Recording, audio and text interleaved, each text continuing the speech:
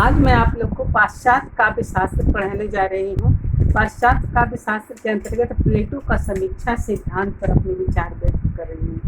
ध्यान दीजिए, पाश्चात्य काव्य शास्त्र में प्लेटो का स्थान अग्रगण्य है। प्लेटो यद्यपि दार्शनिक थे, किंतु साहित्य के क्षेत्र में उनका विचार अतुलनीय है। पाश्चात्य काव्य शास्त्र का इतिहास प्लेटो से आरंभ होता है। प्लेटो का काल ईस्वी सन 427 से 347 है। प्लेटो जैसे ऐसे काव्य को काव्य मानते हैं जो व्यक्ति में सद्बुद्धि को समृद्ध करता है। उनकी सभी मान्यताएं उनकी पुस्तक रिपब्लिक में देखी जा सकती है। प्लेटो के काव्य संबंधी सिद्धांत को हम निम्नलिखित शीर्षों के अंतर्गत देख सकते हैं। सबसे पहले है प्लेटो का आदर्शवाद, दूसरा है काव्य सत्य, तीसरा है अनुकृति सिद्धांत, चौथा है काव्य प्रेरणा, पांचवा है काव्य का अनैतिक स्वरूप, छठा है काव्य का उद्देश्य और सातवां है काव्य का वर्गीकरण। तो सबसे पहले मैं प्लेटो के आदर्शवाद पर विचार करेंगे। प्लेटो दार्शनिक होने के कारण सत्य के समर्थक थे। कवि होते हुए जो काव्य सत्य की कसौटी पर खरा नहीं उतरता था, उसे वह निंदनीय समझते थे। काव्य और दर्शन के सापेक्ष महत्व का उनमें अंतर्द्वंद परिलक्षित होता है। काव्य सत्य प्लेटो में काव्य के अग्राह्य मान प्लेटो ने काव्य को ऐसे अग्राह्य माना जिसके दो आधार उन्होंने बताए, दर्शन और प्रयोजन। चूंकि प्लेटो आदर्शवादी थे, अतः विचार को श्रेष्ठ मानते थे। वह अखंड है और ईश्वर उनका सृष्टा है। वह गोचर जगत उनकी सत्ता का अनुकरण करता है, क्योंकि कलाकार अपनी कला के द्वारा किसी वस्तु की सृष्टि करता है। इस स्थान पर कला ही तीसरे स्थान पर आती है। प्रथम स्थान परम सत्य, दूसरा स्थान प्रतिबिंब अर्थात वस्तु जगत और तीसरा स्थान वस्तु जगत या गोचर जगत के प्रतिबिंबित कला जगत का को मानते हैं। अतः कला सत्य के तिगुनी दूरी पर है और अनुकरण का अनुकरण होने के कारण मिथ्या है।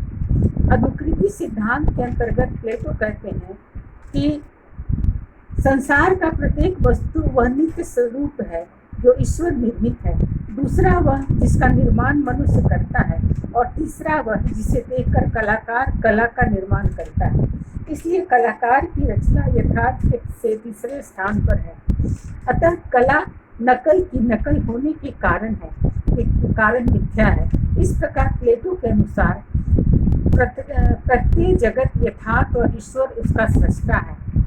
वस्तु जगत यथार्थ का अनुकरण है और कला जगत वस्तु जगत का अनुकरण है। प्लेटो के अनुकरण जैसे छायाचित्र वास्तविक नहीं है, वैसे ही चक्षुगत संसार भी वास्तविक नहीं है, छाया मात्र है। कवि की इसी छाया का अनुकरण करता है, अतः कवि वास्तविकता का अनुकरण करता है जो वास्तविक जगत से दूर है। इस प्रकार प्लेटो की दृष्टि में सत्य वह है जो समाज और व्यक्ति के नैतिक तथा आध्यात्मिक जीवन को शक्ति प्रदान करता है। जिसमें यह सामर्थ्य नहीं है वह असत्य है। काव्य प्रेरणा प्लेटो के अनुसार काव्य सर्जन एक प्रकार का ईश्वरीय उन्माद है। काव्य में कवि वास्तविकता से हटकर अनैतिकता का उद्घोष करने लगता है। वह जिस काव्य का सृजन करता है वह उसके उन्मादपूर्ण भावावेश का परिणाम होता है। वस्तुतः प्लेटो की इस मान्यता को पूर्णतः असत्य नहीं कही जा सकती, किंतु यह पूर्णतः सत्य भी नहीं है। प्लेटो के अनुसार ईश्वर निर्दोष है, तो उसकी प्रेरणा से उत्पन्न काव्य सदोष कैसे हो सकता है? क्योंकि सर्जन के क्षणों में कवि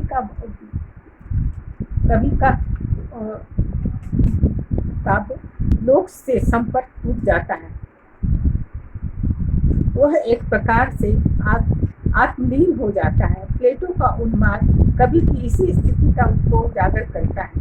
काव्य का अनैतिक स्वरूप प्लेटो की मान्यता है कि सदाचार और नैतिकता के विषय में कविता को अंतिम प्रमाण नहीं माना जा सकता है और न उसे ज्ञान और सत्य के प्रमुख माध्यम माना जा सकता है, क्योंकि कवि अधिष्ठात्री देवी से प्रेरणा प्राप्त कर संज्ञा से शून्य अवस्था में ही काव्य की सर्जना करता है। अतः काव्य का स्वरूप अनैतिक होता है। प्लेटो के अनुसार विवरणात्मक कविता में कुछ ऐसी शक्ति होती है जो नैतिक उत्तरदायित्व के विकास की विरोधी है। काव्य जीवन के निरूपण में सदाचार और दुराचार, सद्गुण और दुर्गुणों को समान मानता है। प्लेटो के अनुसार इस प्रकार का काव्य नागरिक और राष्ट्र दोनों के लिए हानिकारक है। काव्य का उद्देश्य।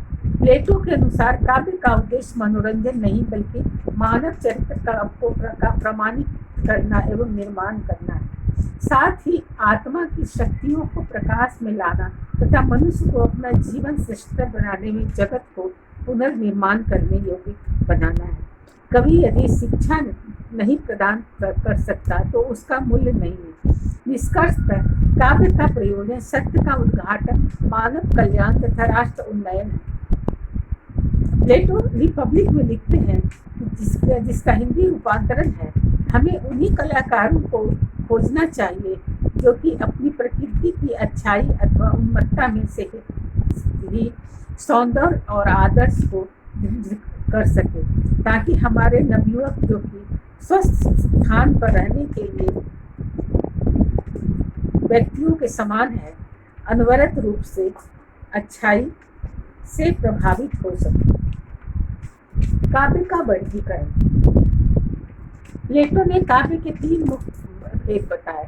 पहला है विवरणात्मक चित्र, जिसमें कलाकार स्वयं कोई लंबी गीत लिखकर अपनी ही कथा कहता है, जैसे प्रगीत। दूसरा है अनुकरणात्मक, जिसमें ट्रेजेडी और कॉमेडी का अंतर्भाव हो जाता है, जैसे नाटक। तीसरा है मिश्रित, जिसमें कवि कुछ अंश तक अपने माध्यम से और कुछ अंश तक पात्रों के माध्यम से अपनी बात कहता है, जैसे महाकाव्य। आलोचना के क्षेत्र में प्लेटो की सबसे बड़ी देन यह है कि उसने साहित्यिक सिद्धांतों को दार्शनिक रूप दिया। उन्होंने मनुष्य को सोचने के लिए प्रवृत्त कर उससे समीक्षात्मक प्रणाली की ओर उन्मुख किया। उन्होंने कविता के स्तर को ऊंचा उठाकर मानव जीवन के साथ उसका संबंध जोड़ा। प्लेटो ने कला की जिस अनुकरण मूलकता की भावना की, उसे अरस्तु ने एक सिद्धांत का रूप दिया। तो आज मैं आपको प्लेटो की समीक्षा के सिद्धांत के संबंध में बतलाई हूँ। धन्यवाद।